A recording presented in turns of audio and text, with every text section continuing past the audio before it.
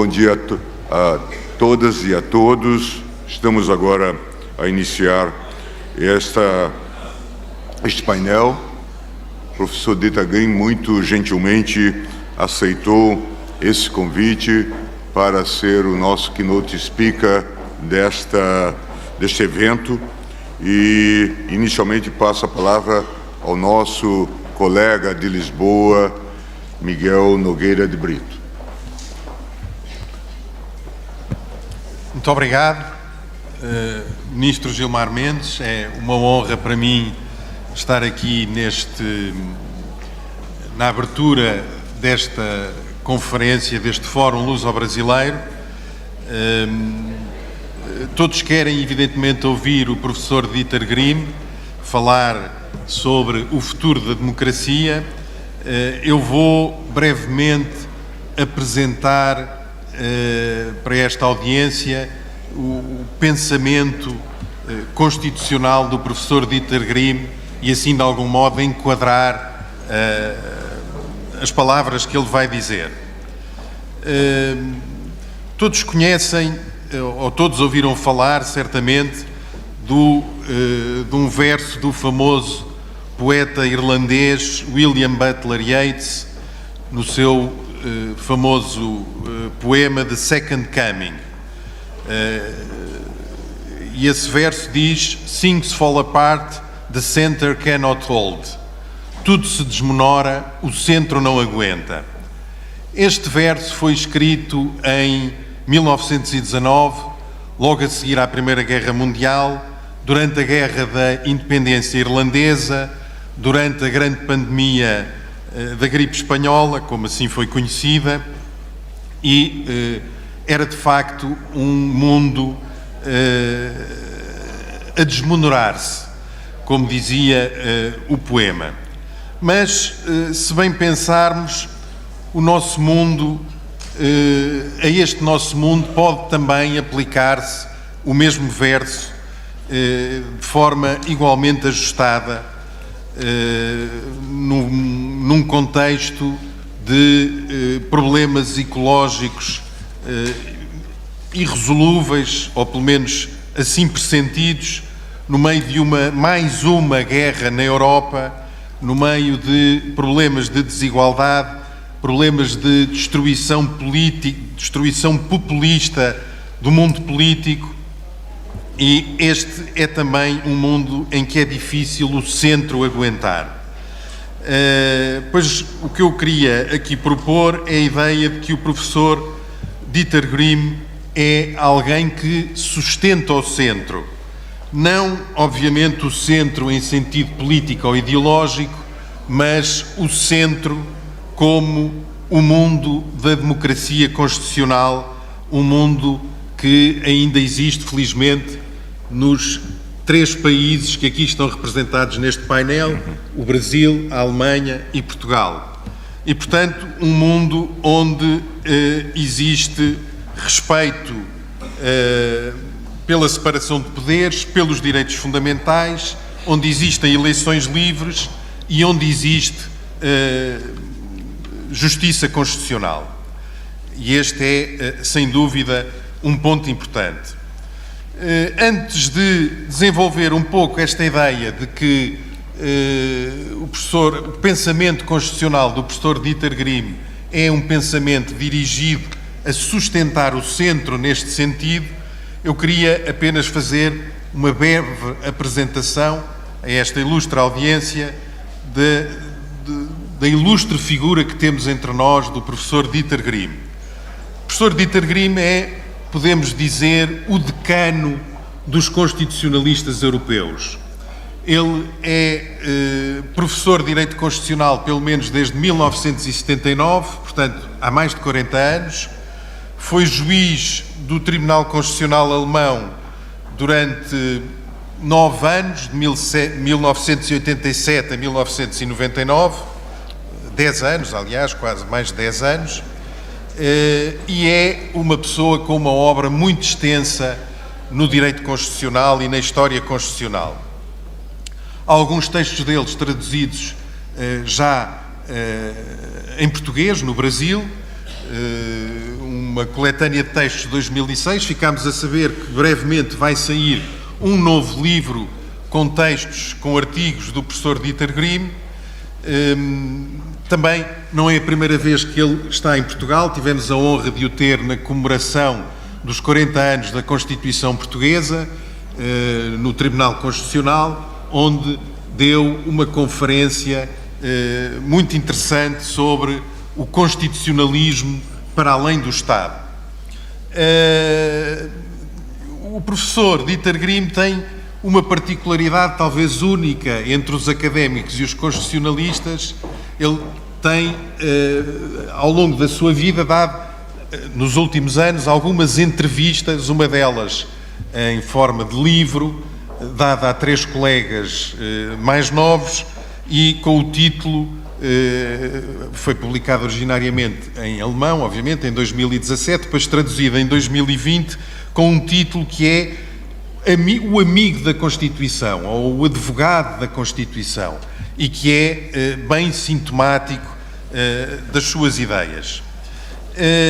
Entrando agora rapidamente nessas ideias, eu queria aqui sustentar que o professor Dieter Grimm é alguém que sustenta o centro em pelo menos três planos.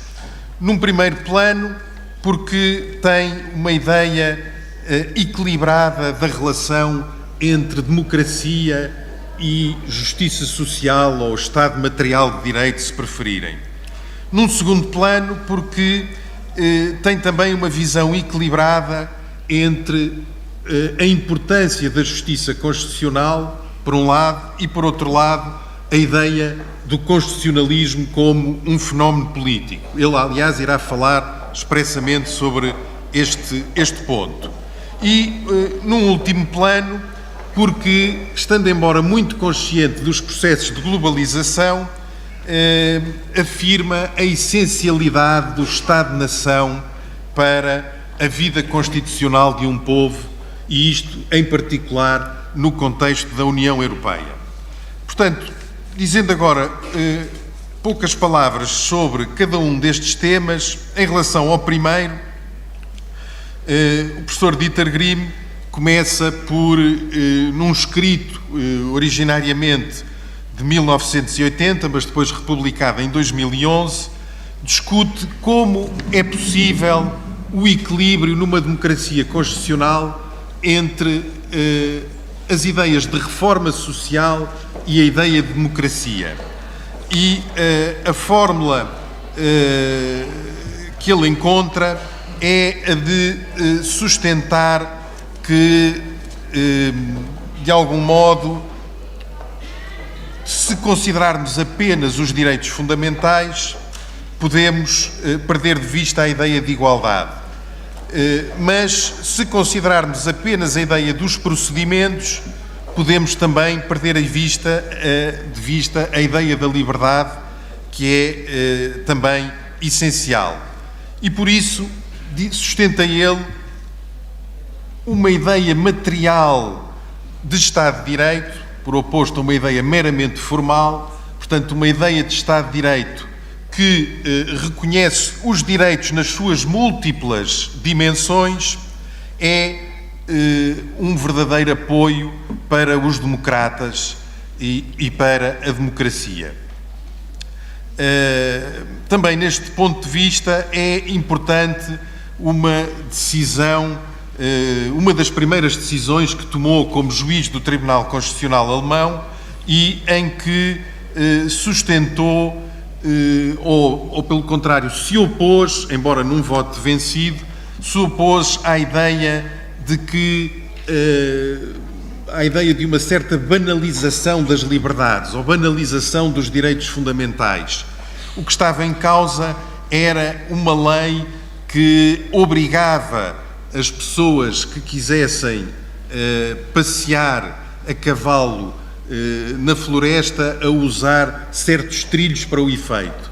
E isso foi contestado com base na ideia geral de liberdade. O professor Dieter Grimm opôs-se com a ideia de que não devemos banalizar os direitos fundamentais, o que não quer dizer, obviamente, que não seja possível descortinar novos direitos a partir daqueles que já existem. Também, sobre este ponto de vista, digamos, do equilíbrio entre a democracia e os direitos, a sua visão da proporcionalidade é modelar. E modelar porquê? Porque, como ele diz num dos livros que há pouco mencionei, no seu livro de entrevistas sobre a sua carreira, ele sustenta que quando um juiz está a aplicar o princípio da proporcionalidade e a avaliar uma medida legislativa com base no princípio da proporcionalidade, nunca imaginem uma lei que, com base no valor da segurança, impõe restrições à liberdade. Diz o professor Grimm, para um juiz nunca está em causa, numa decisão dessas, decidir em abstrato se é a segurança ou a liberdade que devem prevalecer. Pelo contrário, o juiz, ou pelo menos o juiz que exerça corretamente as suas funções, no fundo, está sempre a pensar numa medida legislativa que restringe um concreto direito fundamental numa sua concreta dimensão, tendo em vista um determinado objetivo. E, portanto, nunca são os direitos em abstrato que são objeto de ponderação, mas sim os direitos em concreto e tendo em vista medidas legislativas que visam também elas propósitos determinados. O segundo ponto que eu pretendia aqui salientar é o da relação entre o controle de constitucionalidade, a função de um Tribunal Constitucional e a defesa que devemos fazer dela e que o professor Grimm faz contra certos críticos da ideia de Judicial Review. Esses críticos, num livro conhecido do professor de Harvard, Mark Tushnet, tentam tirar a Constituição dos tribunais e entregá-la ao processo deliberativo, segundo afirmam. Esta visão ou esta crítica da Judicial Review é sobretudo presente em autores de países de língua inglesa, mas são autores muito relevantes e autores cujas ideias são muito difundidas. Mas não devemos ceder, digamos, a essa tentação e, pelo contrário, devemos ter presente a ideia de que a jurisdição constitucional, certamente nos países europeus, certamente no Brasil, é uma forma de salvaguardar a democracia e é uma forma de salvaguardar a democracia que está expressamente prevista nestas Constituições, portanto, Constituições, muitas elas que sucedem a fenómenos autoritários. E este é, sem dúvida, um ponto muito relevante e é um ponto muito relevante na forma de contrariar o populismo. A justiça constitucional é uma arma contra o populismo. Eu acho que podemos apresentar o Brasil nos últimos anos precisamente como um exemplo desta tendência. Diz o professor Dieter Grimm, numa outra entrevista que deu no German Law Journal, comentava o seguinte: se um movimento populista alcança uma maioria de 2/3, então tudo está perdido. Mas se não consegue essa maioria, então a manutenção da democracia vai depender de quão arraigada está a cultura constitucional. E, evidentemente, a justiça constitucional faz parte dessa resistência contra o populismo.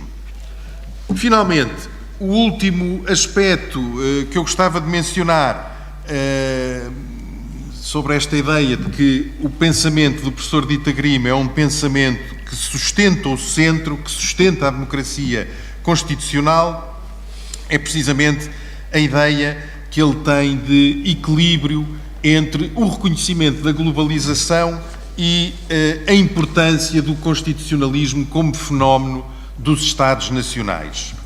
Discute-se muito hoje se o constitucionalismo não tem uma dimensão para além dos Estados. Aqui o problema, como o professor Dieter Grimm tem salientado de forma consistente nos seus vários trabalhos, é a ideia de que demos uma democracia, um princípio democrático efetivo, funciona apenas no plano dos Estados-nações.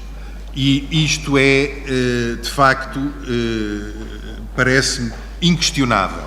Mas isto não significa, e este é o ponto importante, há ainda uma outra frase do professor Dieter Grimm que eu aqui também gostaria de citar a propósito, e é um ponto em que ele diz, a certa altura, na sua experiência de juiz constitucional, que foi na decisão do Tribunal Constitucional Alemão sobre o Tratado de Maastricht, que é um dos tratados fundadores da União Europeia, e o professor Dieter Grimm sustenta aí que, enquanto constitucionalista, finalmente percebeu que o direito constitucional não se pode lidar apenas com o direito constitucional sem ter em conta o direito europeu e sem ter em conta o direito internacional.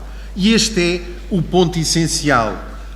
Para além de reconhecermos, digamos, a base estadual do constitucionalismo, temos de reconhecer que a ideia do diálogo constitucional é uma ideia verdadeiramente marcante do pensamento constitucional e do modo como, pelo menos, o professor Dieter Grimm o entende. E, digamos, sem mais delongas, estes são os pontos principais que me parecem ser de salientar no pensamento do professor Dieter Grimm, entre muitos outros, obviamente, que poderia aqui desenvolver, mas gostava de terminar dizendo que ele, de facto, tem uma carreira como constitucionalista que é uma carreira ímpar, uma carreira entre a história do direito constitucional e o direito constitucional propriamente dito, a história do direito, a relação entre o direito privado e o direito público, como sabem, é atualmente um dos pontos essenciais do direito constitucional, saberem até que ponto as entidades privadas devem ser vinculadas pelos direitos fundamentais.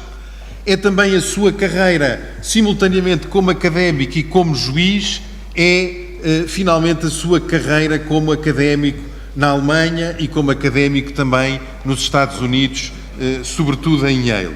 E, portanto, eu diria que são carreiras destas que são as melhores garantias contra o populismo, e sobre isso vamos agora certamente ouvi-lo falar com todo o proveito. Muito obrigado. Obrigado. Gilmar Neto. Tá.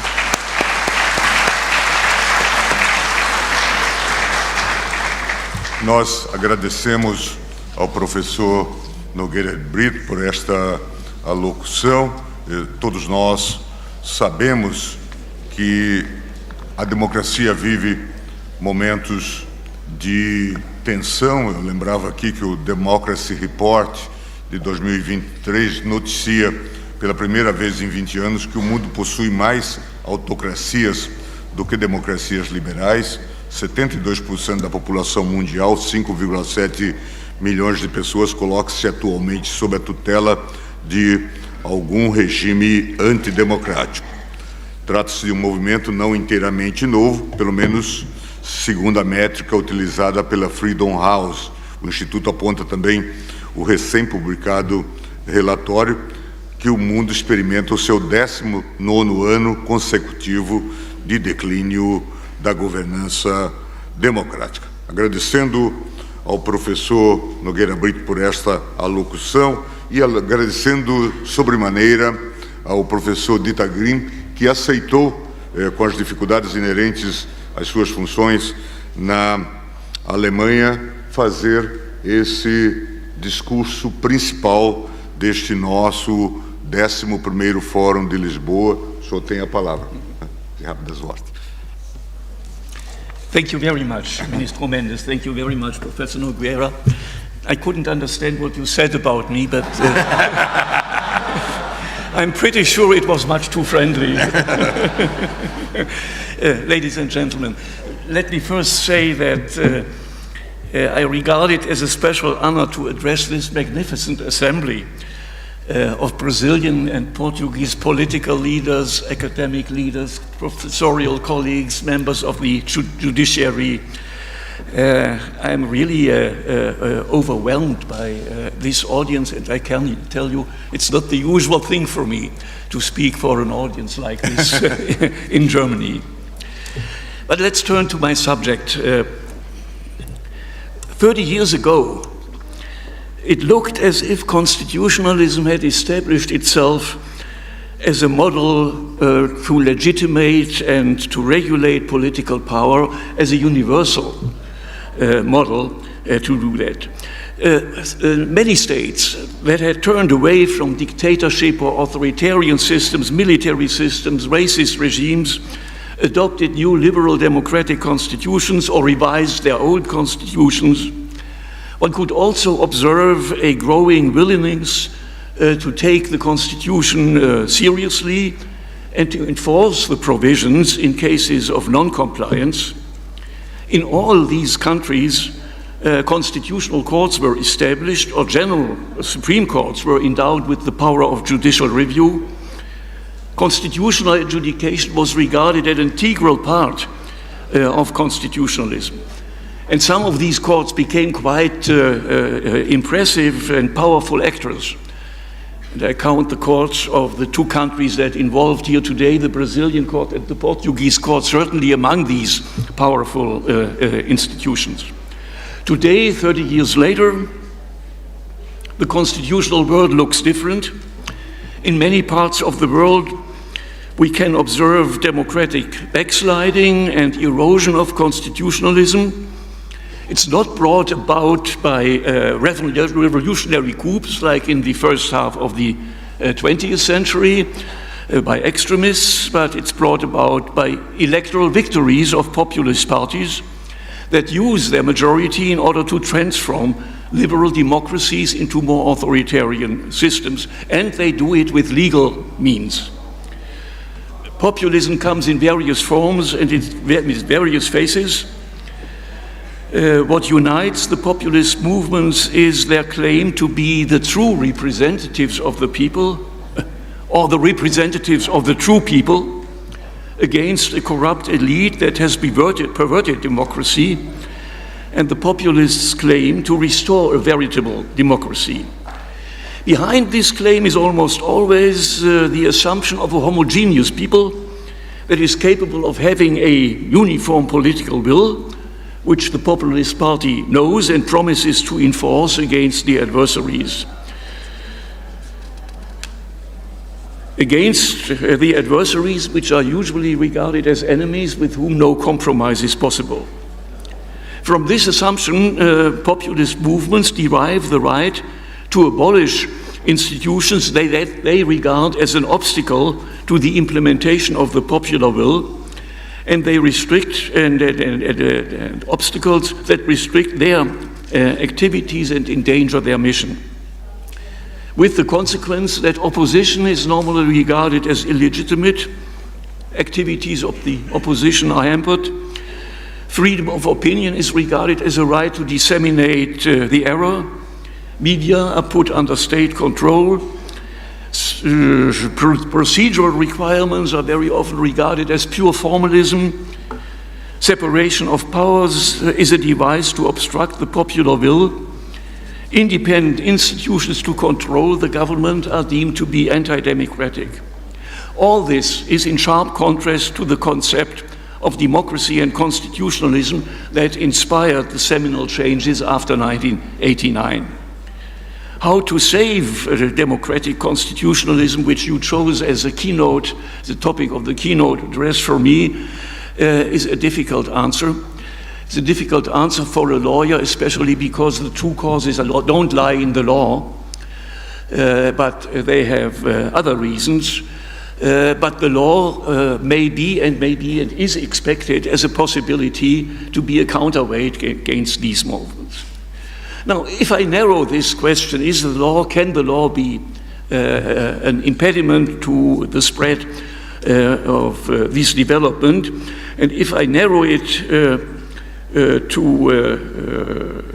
the legal aspect, the question is whether the Constitution itself may function as a safeguard against the capture of the political systems by populist movements or populist parties. Of course, a constitution cannot save itself. A constitution is but a text, albeit a text that claims legal validity, but it does not enforce itself. It depends on being enforced and implemented by its adversaries. However, the text of the Constitution can anticipate certain problems and provide remedies for certain problems, such as the German law, German basic law, Constitution, post-World War II Constitution of 1949, can only be understood as seen as a reaction to the failure of the Weimar Republic and the Weimar Constitution of 1919. If we look for safeguards against popular threats, I think it is helpful to distinguish two stages. One time when populist parties still attempt to come to power, and a second time when they reach their goal and got a majority in an election. Now, first a word to time one. The Constitution, of course, may allow, the German Constitution does allow to exclude political parties whose aim is to transform the political system from running for office, for instance, by means of a party ban. But party bans are delicate instruments. They are prone to abuse if in the hands of the current majority. Moreover, the success is not guaranteed.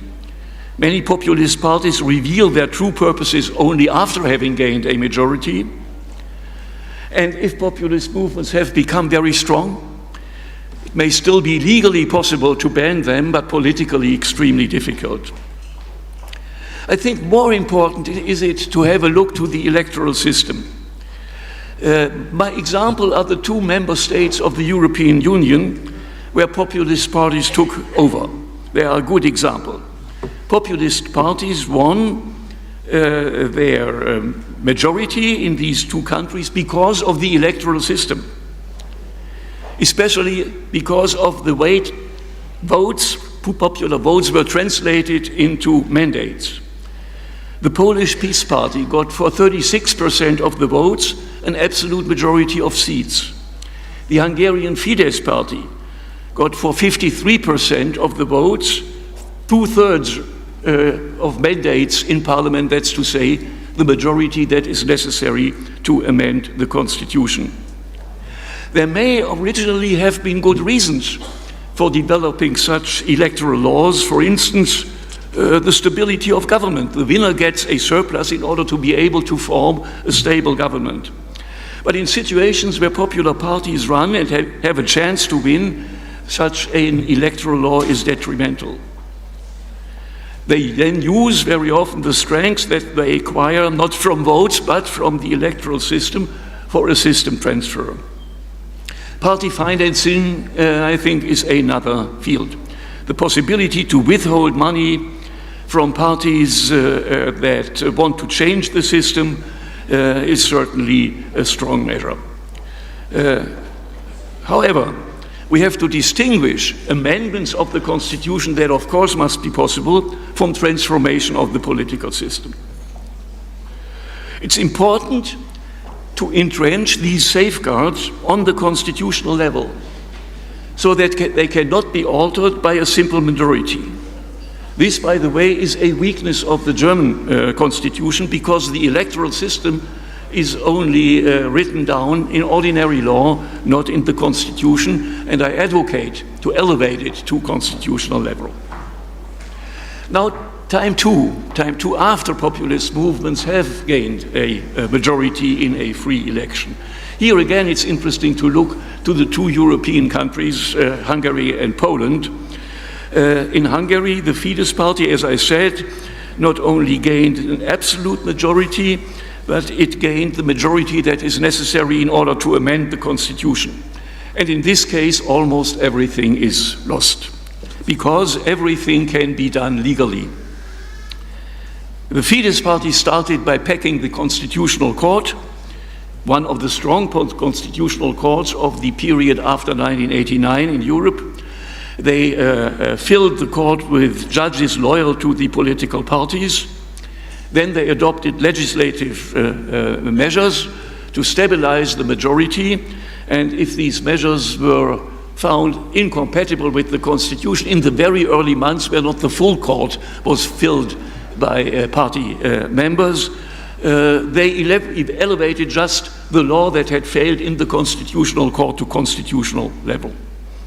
Even an eternity clause in a constitution, like in Germany, Article 79, that exempts the very fundamental principles of the constitution from amendment, even such an eternity clause that protects the identity unconditionally cannot help, because then the majority, the necessary majority is there to adopt a new constitution. And this is what happened in Hungary, even to a degree that the minority was not even given a share in the discussion about the constitution. The purpose of this constitution is no longer to formulate rules for the democratic game, so openness, fairness, chance of the minority to win the majority next time, and the restraints necessary in the interest of individual self-development or collective self-government. Rather, the constitution is turned into an instrument to perpetuate the rule of the Fidesz party in Hungary and to entrench the party goals of this party. And this, of course, reduces the chance of the opposition to win, and should the opposition win, it would be difficult for it to implement its political program, because the constitution is filled with the party program of the Fidesz party. In Poland, the Peace Party gained the necessary majority to change the ordinary laws, but not constitutional law. That's to say, where the transformation change depended on constitutional amendment, it could only rely on constitutional interpretation. And this was the reason that also in Poland, the regime transformation started with severely hampering the constitutional court and gradually fill it with members of the ruling party. So from now on, when the court was filled, when the court was captured in the hands of the party, it was possible to start and effectuate regime transformation by clear violations of the constitution. They no longer did have to fear the court. And this, of course, shows the specific weakness of constitutional law compared to ordinary law, statutory law. If ordinary law is violated by people, the government enforces it, if necessary, by using physical force. If the government violates the constitution, there is no superior force. There is an identity of the addressee of constitutional law and the guarantor of constitutional law. Constitutional courts can mitigate this situation, but they cannot totally solve the problem, because the judges too depend on the compliance by the higher organs of the state. So the Hungarian and the Polish examples show the limits of legal means vis-à-vis a populist takeover. In this case, I think everything depends on whether populist attempts to transform the regime of a country are tolerated by the people or not. The question then is, how deeply is the liberal democratic constitutionalism rooted in a society, and in which sense is a plurality understanding of democracy accepted in a society? Does it have a degree of support in the citizenry that makes it too risky for politicians to continue on this path? And in many of the new constitutions, sadly to say, this is not the case. But the problem is not limited to new democracies. Also in consolidated democracies of a long standing, we observe, so to say, a climate change concerning judicial review and even constitutionalism as such. It's under attack in many of these countries in intellectual and academic discourses. And particularly interesting is this because these attacks emanate from people who do not sympathize with populists. Quite to the contrary, they are people with a democratic agenda, and they see their democratic agenda threatened by judicial review and by constitutionalism. And this is why I would like to devote the second half of my talks to these developments. And I would like to distinguish four elements that go into the direction that I indicated, which are interrelated, but I try to separate them. The first is the tendency to either abolish or curtail judicial review, constitutional adjudication. This is a tendency that emerged in the United States, where criticism of the Supreme Court has a long tradition. One reason being, of course, that judicial review is not explicitly mentioned in the Constitution of the United States, but was inferred from the Constitution by Chief Justice Marshall in a judgment that almost everybody knows, Marbury versus Madison, 1803. In the US, democracy antedated judicial review, and therefore is seen by many as a threat to democracy. Whereas in Europe, and I think also in Latin America, judicial review was seen as a protection of democracy after the experience of failed democracies. The attacks are launched in the name of a concept, popular constitutionalism or populist constitutionalism in the United States, but again, in spite of that name, they have nothing to do with what we understand under populism. What they are about finds a good expression in a book that Mark Tushnet, a law professor, constitutional law professor at Harvard University, published.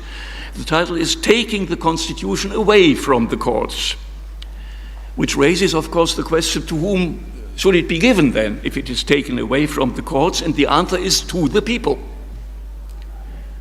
which means that controversies about the meaning of the Constitution should no longer be decided by the Supreme Court, but by the American people.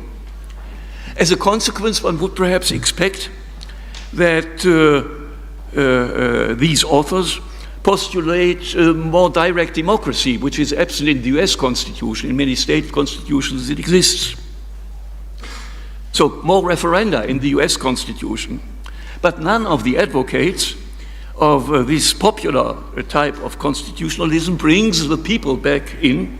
Rather, the people decide in the ordinary political process, that means through their representatives in Congress. Whereas for the people, only a vote every 4 years remains. Which consequences are drawn from these premises? Some say, let's abolish judicial review, so that the Supreme Court and the Judiciary in general only decides about questions of ordinary law, criminal law, civil law, commercial law, whatever you want. Others say, the Supreme Court may continue to decide constitutional matters, but they don't bind the other branches of government, that's to say the President or the Congress. And then the third way is now in general, not only related to the United States, constitutional courts may decide cases of constitutional law, but Parliament may overrule their decisions if it doesn't like them. This has a basis in Canadian law and in UK law, but for reasons that have nothing to do, again, with populism, but lie in the traditions of the English political system. So if no longer judges who ascertain the meaning of the Constitution in a conflict, the other branches of government, mainly the representatives of the people in Parliament, that's to say those who are bound by the provisions of the Constitution, decide themselves to what extent they want to be bound or whether they want to be bound at all. They decide in their own cause. And they will certainly do it, this is quite natural, through the lens of their political intentions and purposes. And if the meaning of the Constitution is contested, the majority opinion prevails, the Constitution is more or less reduced to an argument in the political discourse, and even if it is still considered as binding, is it severely weakened. The argument, as I already indicated, is democracy. Judicial review is incompatible with democracy. Some argue that a consensus about the meaning of constitutional provisions is per se impossible. There is no rational way for many of these legal thinkers, there is no rational way to determine in an objective way the meaning of constitutions. There are others who say even if a consensus is possible, normally there is no consensus, but normally questions of constitutional law are contested, and the conclusion is under these circumstances, not unelected and unaccountable judges should decide, but representatives, politicians that can be held accountable should decide. This is the accountability is the decisive point. How does accountability work in a completely representative democracy like the US? The only way is that people can hold their representatives accountable in the election. If they disagree with the way that the majority interprets the Constitution, it can vote for another party, of whom it hopes that they will have a better understanding of the Constitution. However, it's extremely difficult, as everybody knows, to express dissatisfaction with the politicians' handling of the Constitution in an election. Constitutions are not about specific political measures. Elections are highly generalized judgments about the past government's performance, and they are highly generalized expressions of confidence in the future. Moreover, there are, as we all know, a number of deficits in the democratic process. I could mention a lot, I can only mention the distortion of the political process, especially in the United States, by money. These distortions of the parliamentary process are more or less neglected in these works. But there is an extensive critical literature about the weak responsivity of politicians to the concerns of the electorate, and that is either not thematized or it is downplayed. So we deal more or less with a purely majoritarian notion of democracy, but the purpose of constitutions is just to set limits to majority rule, to take certain fundamental principles out of the political contest, to establish them as the basis of consensus among competitors. Ultimately, I think democracy rests on a number of preconditions, like free formation of opinion, free political discussion, etc., etc. But democracy, the democratic principle, cannot guarantee these preconditions of democracy itself. For that, rule of law, fundamental rights are needed. And this is the reason that a liberal democratic constitution is based on two pillars, not only on democracy, but also, in addition, on the rule of law. The critics of judicial review accept the idea of human rights, but not the idea of fundamental rights. That's to say, they would like to downgrade fundamental rights from constitutional level to ordinary level, so that they are no longer above Parliament, but below Parliament. Now, this is the special surprise for me, because making human rights fundamental was the great achievement of the American Revolution.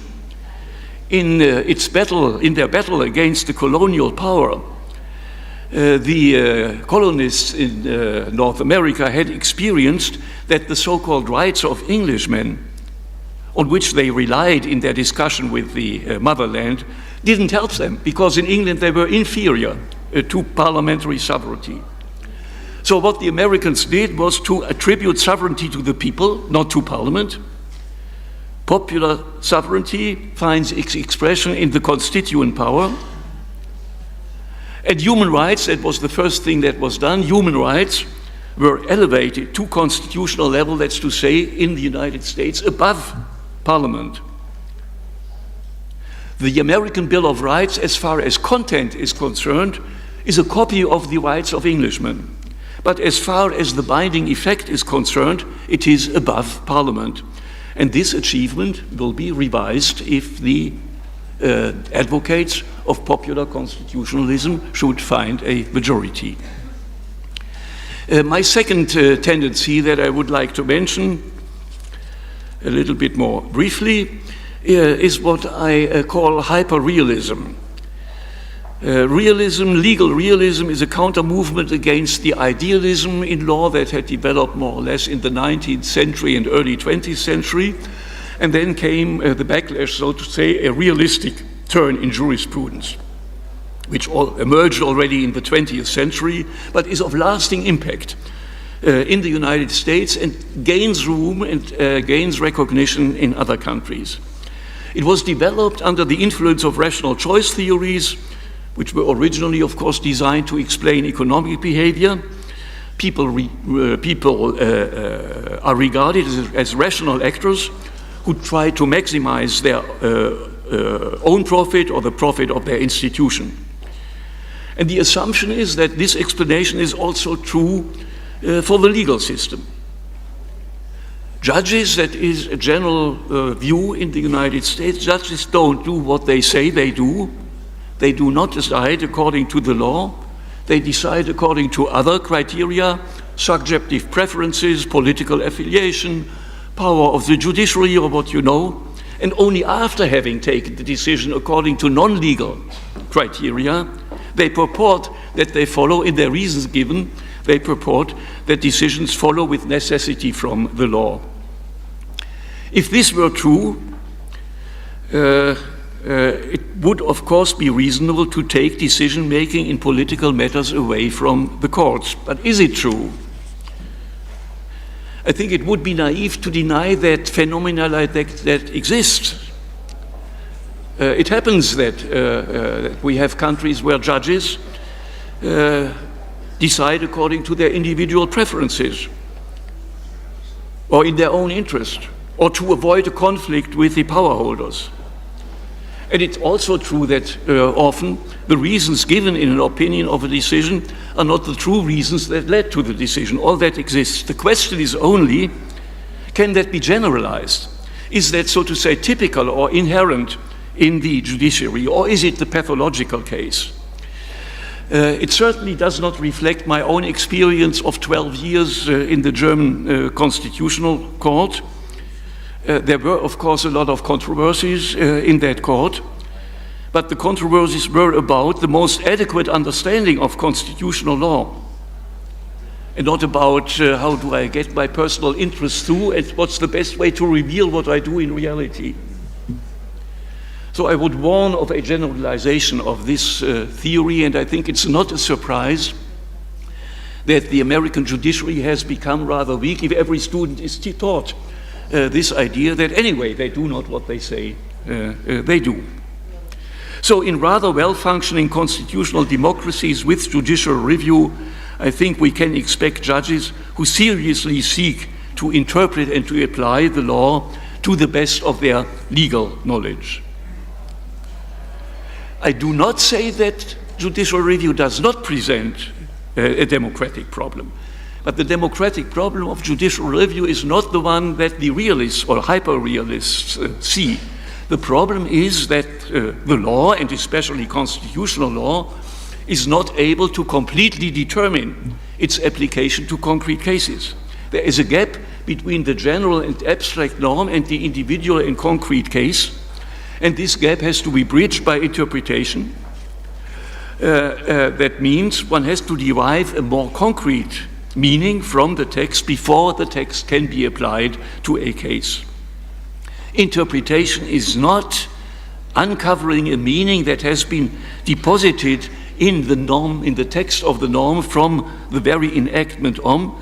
It rather is, to a bigger or smaller extent, a construction of the meaning in view of the case, so a mixture of cognitive and volitive elements. And I think this is inevitable. It's in the nature of the law. It is still acceptable insofar as the process to concretize the general norm to a case is a legal proceeding, rationalized by doctrine, by legal methodology, by precedents. The realists don't distinguish, when they talk about judicial review, they don't distinguish between the object of judicial review, which is always political. This is what we have the Constitution for, that it regulates politics. So they don't distinguish between the object of judicial review, which is politics, and the effect of judicial review, which is also political. If a law can take validity or not, is of course of an immense proceeding. But the distinction has to be made, in my view, with regard to the process of deciding legal cases, which follows specific legal rules and can no longer be considered as political but as a legal operation. It is revealing, in my view, that the realists are completely disinterested in legal interpretation and in legal methodology, because they deny a relative autonomy of the law. The fact that the subject of judicial review is political and the effect is political is sufficient for them to qualify the whole endeavor of judicial review as political. They often do not even ask whether there is a provision in the Constitution that the court applies, or if the effect is political, then the whole endeavor is political, not juridical. Tendency number 3, which I call the hegemonic project. It's interesting to see that in research on judicial review and on constitutional courts, for quite some time the question was neglected: why constitution makers, that's to say, why politicians establish constitutional courts if these courts have the power to severely restrict the activity of politicians. The question is very plausible. No constitutional court without politicians having agreed to establish it in the first place. General courts that avail themselves of the power of judicial review are very rare. US Supreme Court is a case, I mentioned it. The Israeli Supreme Court is the case, but I think one wouldn't find many more. Mostly, I think, constitutional review courts, constitutional courts are established after a deep break with a system that was regarded as oppressive or partisan. The principles of the new order were laid down in the Constitution, and this was accompanied by a will of the Constitution makers that the Constitution in the future should matter, so that there should be enforcement mechanisms. Since the matter is application of the law, of constitutional law, of course the judiciary suggests itself as the institution to do that. Rawls would perhaps say, in a more abstract reasoning, would probably refer to the veil of ignorance under which constitutions are drafted, so that no one can be certain whether later on he or she will be in the majority or in the minority position, and therefore constitution makers are interested that the terms on which they agreed in constitution making are respected later on, and that there exist independent institutions that in a situation of conflict can decide about this. Now here we can also observe a realistic turn. There are a growing number of comparatives in constitutional law that say this is a purely idealistic interpretation that has no correspondence whatsoever in reality. In truth, constitutional courts, judicial review is a hegemonic project. It's a means of the original majority to perpetuate its rule, even if they lose the majority later. Judges enjoy longer tenure than legislative period is. That's to say, judicial review combined with the expectation that one has judges of one's own political color will then obstruct the plans of the new government and thus help to bring the opposition back to power in the next election. Of course, this rests again on the assumptions that judges don't apply the law, but decide according to other criteria. And the people who call judicial review a hegemonic object find that this is a demystification. A demystification. We tell the truth about judicial review. Again, there are examples that support this explanation. Populist regimes, for instance, do not abolish constitutional courts, but bring them on government lines and exploit the additional legitimacy that a ruling of the Constitutional Court can convey. But again, the question is this true for all systems with judicial review, or is it the pathological case? The last development, I call it from legal to political constitutionalism. This is originally a British debate about the nature of the British Constitution, which of course in its uniqueness is a relic from a past age and from older historical layers that survives in the world of modern constitutionalism. But it has always been a question for British experts, but also for those, what then is our constitution? What is it? And in 1979, a prominent constitutional lawyer, John Griffin, proposed a new understanding of the British Constitution that immediately triggered a debate that continues until today in the UK. And his explanation was our Constitution is a political constitution as opposed to legal constitutions, which the modern constitutions are. In our context, this is of interest because recently this British discussion, this local discussion, so to say, was detached from the British case and turned from a description of one constitution into a recipe, so to say, a prescription for constitutionalism in general. The political constitution is not a different type, not only a different type of constitution, it's the better constitution. And the reason again is it is compatible with democracy, whereas the legal constitution is incompatible with democracy. So similar to the United States, it sounds similar to the United States concept of popular or populist constitutionalism, but it is more radical. It's even more radical. In the US, judicial review was the target. Constitutional law should not be justiciable. Here, constitution shall not be law. Non-justiciability of constitutional law is only the consequence.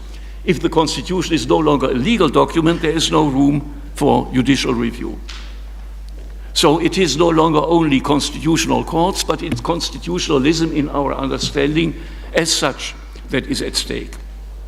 Again, democracy is the central point, is understood in a more or less absolute manner. It exists only, democracy exists only, if nothing can be withdrawn from the democratic process. Everything must be open for a decision by the people, but like in the US, not by the people themselves, but rather like in the US, by the representatives of the people, that's to say parliament.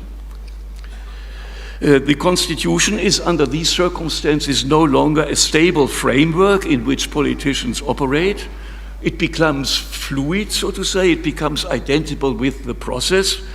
And Richard Bellamy, he's the most prominent advocate of this idea of political constitutionalism, even says the democratic process is the Constitution.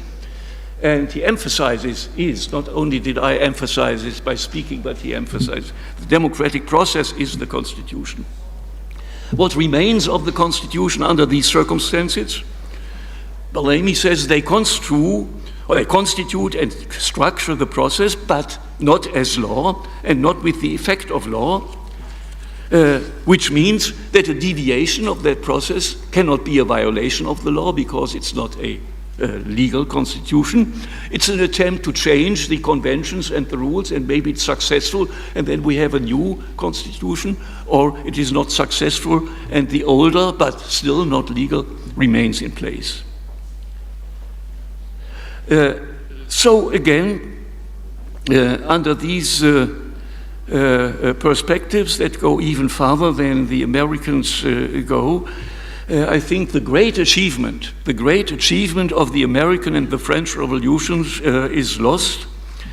These revolutions, these two revolutions of the late 18th century, differed from the many upheavals and revolts that we have in the past, in that they were not satisfied by replacing an oppressive ruler by a new and possibly better ruler, but instead they laid down the conditions of legitimate rule, and only on this basis then were persons called to exercise public power. However, these conditions could fulfill their purpose only if they were binding on the rulers and if they had primacy over the acts of the rulers. And this was achieved by distinguishing between rules for the political process and rules that emanate from the political process. The first are the Constitution, and the latter is ordinary law. All the ingredients that later on went into the constitutions, the American and the French constitutions, all these ingredients that later on became constitutional law were already there long before, but they had been philosophy. And the true achievement of the revolutions was to turn philosophy into law. The Constitution reaches its purpose through its quality as higher law. And giving up this quality is sacrificing the achievement of the late 18th century. I repeat once again, these are not populists that enter these arguments. They are on the opposite side, but they certainly furnish very useful arguments for populists, and this may be one more reason for us to reject this. Thank you for your passion.